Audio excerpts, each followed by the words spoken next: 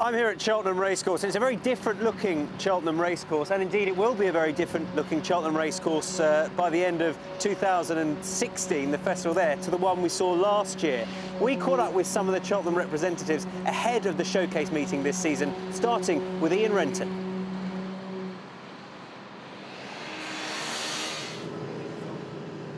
Ian, the first thing I have to ask you really is, having seen the plans, is everything on schedule? It is, yes. We're all ready to open for racing next week, and also on schedule to be ready in good time for the festival in 16 when it will all be entirely completed. It is, in essence, a redevelopment on a huge scale. It is massive. I mean, the actual construction site is approximately 10 acres, which they've been working on, which encompasses over half the racecourse. Because essentially there's going to be work going on until the festival 2016. How difficult is it to accommodate members of the public coming in and still keep the building work up to speed? It's been a phenomenally interesting project to be involved in, because going back over a year, we've been putting together a programme that allows us to continue racing while the development work is taking place, because it's not just concentrated on the main structure itself, which sounds strange, but it's probably the easiest bit to look after because it's an isolated structure that we can contain. But we've done, as you've probably seen, a huge amount of work to all the other areas, and it's bringing those back into use. So when the racegoers come here, not only do they have access to where they normally go, but actually we've created some more areas for them to go to as well. That is a huge steel structure that we've already had a look at.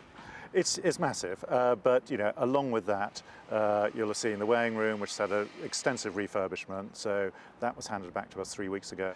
We'll have the See You Then bar and terrace ready, and all these areas, bit by bit, get handed back as the season progresses.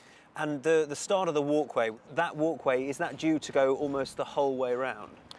Yes, it virtually will. I mean, it starts at the sort of top end of the paddock and will join up with the new stand and then cross over the new bridge over the horsewalk, which you'll have seen is sitting there in isolated splendour at the moment, but that will actually join up with the stand, which is a work which will take place next summer.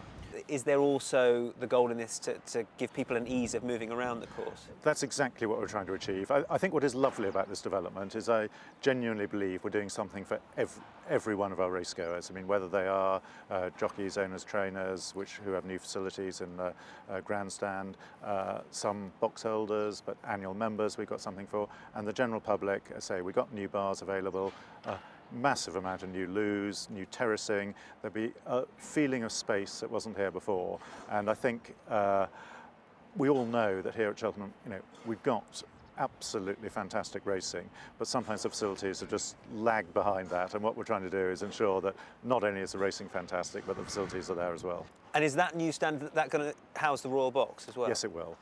So the Royal Box will be in there. There'll be, as I mentioned, an owners and trainers facility, a new annual members bar. There'll be the Cheltenham Club on the top floor, which will be a fantastic facility overseeing the racecourse, where people can sort of buy membership there for the full season. And I think it offers something for everyone. And the steel structure we've seen, that isn't even complete yet. It's going to be bigger than what we can see at present. Does that then have a knock-on effect and mean that the village we see during the festival, is that going to move further down the course? It will do, and that is one of the sort of interesting knock-on effects that the project which we are just about to start, which normally we might allow sort of several months to complete, we need to have ready for the open meeting in November, because the development has encroached on what was the first part of the tented village. We want to maintain the capacity in there, so we're actually moving part of the tented village out into the car park and re-levelling all of that area, which is going to be on a tight schedule. I bet you're looking forward to racing actually starting in the end then.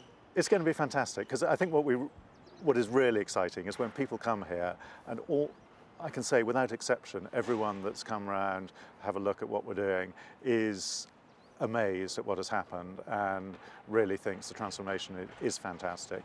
And we really look forward to having 20,000 plus people coming here at the showcase meeting to actually experience what we've experienced all through the summer, and to be able to show off what we've been doing.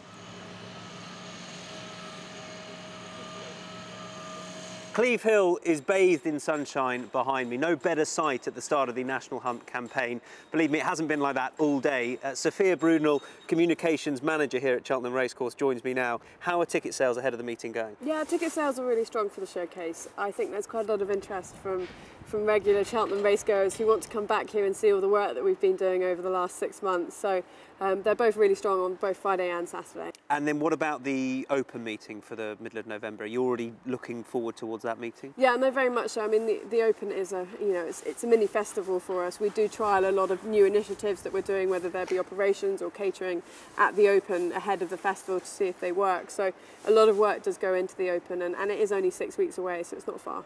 And looking even further ahead, because we can't help ourselves in this National Hunt season, to the big feature, the 10th to the 13th, which is, of course, the Cheltenham Festival.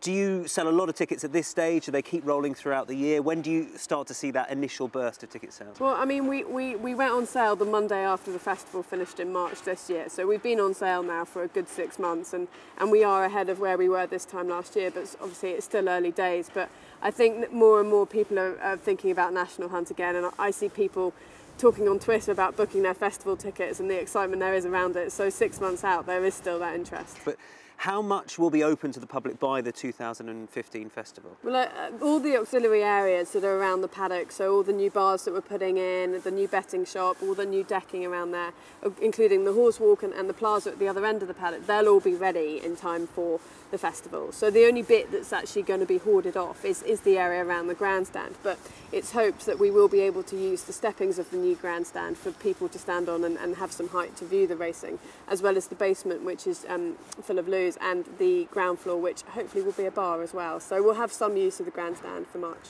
And what about the showcase meeting? Again, there's obviously going to be a little bit more cordoned off, but it's not going to affect numbers or anything like that. No, very much not the case, and the same for the festival. Numbers won't be affected. We'll cap it at 67,500 on Gold Cup Day, as we have done in previous years. Excellent. You're looking forward to the season and seeing who you're getting through the door. Yeah, no, very much so. I think all of us are excited to kind of open the doors and show people what's been going on here for 6 months, because it's such a different Cheltenham to what people will remember. Well, I've come out onto the Cheltenham course with Clerk of the Course here, Simon Clace. We've timed it well with a rainbow, the backdrop over Cleve Hill. How welcome has this rain been for the course itself? Well, like other parts of the country, we had an exceptionally dry September, the driest on record here, and that followed a very dry end of August. So it was really the first rain that we've had in 6 weeks. Came last Saturday and again on Monday, and the weather patterns have now really changed. But we've been watering here now since the middle of August, just to ensure that the ground got no quicker than good to firm, and in the last 10 days or so we've got it to good ground. And how much of your attention has been away from the course, but also to the redevelopment that's going on behind us at the moment? The priority is always the course, but I've had an involvement with the development because the weighing room has been completely refurbished. We've got a new horse walk in there as well, so I've had to be around on site a lot through the development, and we're about to take over or be handed over the horse walk today. The horse walk looks really exciting, actually. You've got the bridge going over the top of it. That's quite a centrepiece of, I think, the new Cheltenham we're seeing at the moment. It's going to be a fantastic image. One of the great things about Cheltenham is the way horses return through the parade ring to the winners' enclosure, and now they're going to be framed by that pedestrian bridge, which is going to be so helpful in helping the flows of people from the temporary structures across to the main part of the grandstand. And what is it you're looking forward to this year? Any changes this year at all with starts? You mentioned there might be a change at the 3 mile handicap. Yeah, we're always looking to make sure that if there are any improvements we can make, particularly to the safety out here, that we'll do that. And there have just been a few difficulties with some of the 3 mile handicap chase starts. They start in the home straight between the second last and last. So what we've agreed is to extend the distances by half a furlong on each of the 2 tracks. So the handicap chases will start with 2 fences in the home straight before they turn away to go down the hill on the backside. So there'll be an extra fence jumped in the 3 mile handicap chases. We're just looking forward to some wonderful sports over the next 6 months.